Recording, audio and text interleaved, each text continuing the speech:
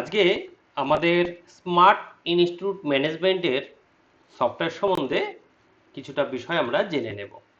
তা আমাদের সামনে আমাদের স্মার্ট ইনস্টিটিউট ম্যানেজমেন্টের ড্যাশবোর্ডটি প্রেজেন্ট রয়েছে।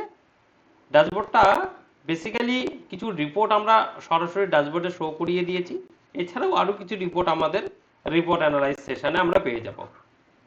এবং সবথেকে গুরুত্বপূর্ণ যে সমস্ত মডিউলগুলো বা রেগুলার আমাদের ব্যবহার হয় এরকম কিছু মডিউল আমরা এখানে লিঙ্কেজ করে দিয়েছি ড্যাশবোর্ডে। আর ন্যাপবারটাই আমাদের মডিউলগুলো সব রয়েছে। তা সর্বপ্রথম আমরা আমাদের লিঙ্ক সেকশনটা দেখে নিই। এই লিঙ্ক সেকশনে আসলে আমাদের প্রয়োজনীয় যে সমস্ত অ্যাপস বা এই সফটওয়্যার চালাতে গেলে আনুষঙ্গিক যে বিষয়গুলি দরকার সমস্ত কিছু আমি এই লিঙ্ক পেজের মধ্যে পেয়ে যাব।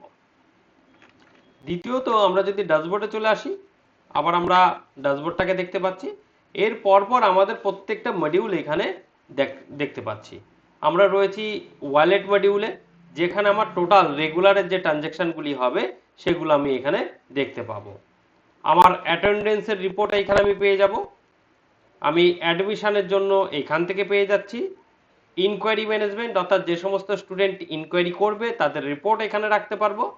যদি কোনো নোটিফিকেশনের প্রয়োজন হয় সেই নোটিফিকেশনটা আমি এখান থেকে পুশ করতে পারবো। দ্বিতীয়ত রয়েছে আমাদের টুডে ক্লাস রুটিন, গুরুত্বপূর্ণ বিষয়। এই রুটিন সেকশন থেকে আমি আজকে যে সমস্ত স্টুডেন্টের ক্লাস রয়েছে সেই সমস্ত স্টুডেন্টদেরকে এখানে শো হয়ে যাবে। তাদেরকে আমি এখান থেকে প্রেজেন্ট এবং অ্যাবসেন্ট নিতে পারবো। এছাড়াও আমাদের কিউআর কোড অ্যাটেন্ডেন্স সিস্টেমের সাহায্যেও কিন্তু তাদের অ্যাটেন্ডেন্স নেওয়া যাবে। এখানে তারপরে রয়েছে উইকলি রুটিন, অর্থাৎ তাদের সারা সপ্তাহে যে সমস্ত ক্লাসগুলো রয়েছে বা কোন স্টুডেন্টের কি রয়েছে সেই রিপোর্ট আমি উইকলি রুটিনে পাবো। এখানে দুটি রুটিন সেকশনটা, একটা আমি পাচ্ছি আজকে কাদের ক্লাস রয়েছে, আর একটা পাচ্ছি অল, মানে প্রত্যেকটা 7 দিনের রুটিন কি আছে সেটা আমি এখান থেকে পেয়ে যাচ্ছি। এইগুলো আমাদের রেগুলার ব্যবহৃত অপশনগুলো, সেগুলোকে দেখিয়ে দিলাম। এবার আমরা এক এক করে সফটওয়্যার মডিউলের দিকে চলে যাচ্ছি। আমাদের প্রথমত সফটওয়্যার পাওয়ার পরে আমাদের কোর্স ক্রিয়েশনের দিকে নজর রাখতে হবে। আমরা সেটিংস অপশানে উপরে সেটিংসটা আমি পরে আসি, আমি কোর্সে চলে যাই। কোর্স ক্রিয়েশনে যদি আমি আসি, এখানে রয়েছে ক্রিয়েট কোর্স ক্যাটাগরি। আমি আমার কোর্সগুলোকে কয়েকটা ক্যাটাগরিতে ভাগ করতে পারবো, সেই ক্যাটাগরিগুলোকে এখানে লিস্টেড করব। ক্যাটাগরি লিস্টে আমি যদি চলে যাই, আমার যে ক্যাটাগরি কোর্সগুলো রয়েছে সেগুলো এখানে দেখতে পাচ্ছি। আমি এখান থেকে কোনো একটা ক্যাটাগরি যখন সিলেক্ট করে তার আন্ডার কোর্সগুলো বাটামে ক্লিক করব, সেই ক্যাটাগরির আন্ডারে যে সমস্ত কোর্সগুলো রয়েছে সেগুলো আমি এখান থেকে দেখতে পাচ্ছি। কোর্সের ইমেজ থাকবে, কোর্সের নাম, ডিউরেশন, এখানে প্রাইসগুলো রয়েছে।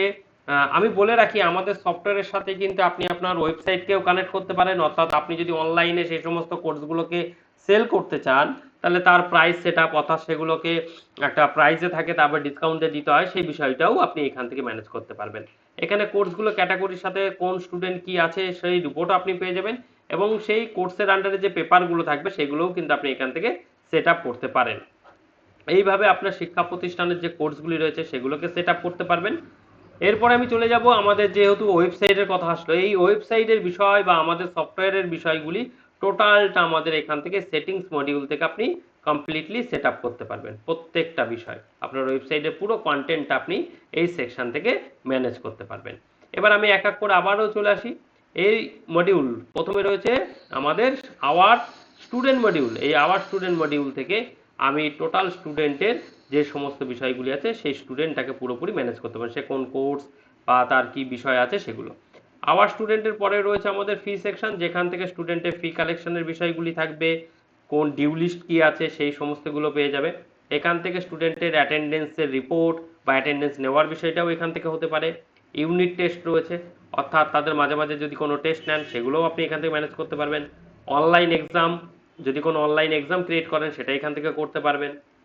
অ্যাকাউন্ট সেকশন রয়েছে, যেখান থেকে আপনার প্রতিষ্ঠানের এক্সপেন্স থেকে শুরু করে বা অন্যান্য রিসিভ পেমেন্ট ভাউচার এগুলোকে ম্যানেজ করতে পারবেন আপনি অ্যাকাউন্ট সেকশন থেকে, অর্থাৎ অ্যাডভান্স অ্যাকাউন্টস ম্যানেজটাও এখান থেকে করতে পারবেন। স্টাডি মেটেরিয়ালস, অর্থাৎ স্টুডেন্টদেরকে কোনো পিডিএফ নোটস বা অন্য কিছু যদি প্রোভাইড করতে হয় স্টাডি মেটেরিয়ালস সেকশন থেকে পেয়ে যাবেন। এখান থেকে মার্ক অ্যান্ড সার্টিফিকেট, যদি আপনার নিজস্ব সেলফ সার্টিফিকেশন সিস্টেম আপনি চান সেটাও এখান থেকে পসিবল, অর্থাৎ আপনি এখান থেকে সার্টিফিকেট এবং মার্কশিট জেনারেট করতে পারবেন। এছাড়াও রয়েছে কোর্স সেকশন, যেটা আমরা আগেই আলোচনা করলাম, কারণ কোর্সের উপরে দাঁড়িয়েই আমাদের টোটাল বিষয়টা কি হবে তার জন্য আমাদের কোর্স মডিউলটাকে আগে আলোচনা করে নিলাম। ফ্যাকাল্টি সিস্টেম, অর্থাৎ আপনার যারা ফ্যাকাল্টি বা স্টাফ রয়েছে তাদের এখানে ক্রিয়েট করবেন, অটোমেটিকলি তাদের স্যালারি সেগমেন্ট বা স্যালারি বিষয়ে, তাদের অ্যাটেন্ডেন্স বিষয়ে বা তাদের প্যানেল, অর্থাৎ আপনি যে প্যানেলটা ব্যবহার করছেন সেইখান থেকে আপনি সেই স্টাফকে প্যানেল অ্যাক্সেস দিতে পারেন, বা কোন কোন মডিউল অ্যাসাইন করবেন, কোন কোন ফিচার্সে কাজ করতে পারে, সেই বিষয়গুলি সমস্ত কিছু ফ্যাকাল্টি থেকে আপনি ম্যানেজ করতে পারবেন। রয়েছে আওয়ার স্টোর সেকশন, অর্থাৎ স্টুডেন্টদের যে কিটগুলো দেওয়ার বিষয় থাকে সেই কিটগুলো আপনি প্রোভাইড করতে পারবেন এবং কতগুলি স্টক রয়েছে, কি রেভিনিউ আছে, সেই সমস্ত ম্যানেজ হবে আওয়ার স্টোর সেগমেন্ট থেকে।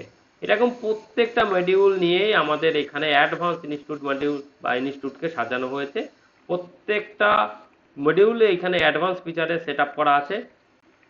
আপনারা প্রত্যেকটা মডিউল দেখুন, যদি কোনো রকম অসুবিধা হয় আমাদেরকে জানাতে পারেন।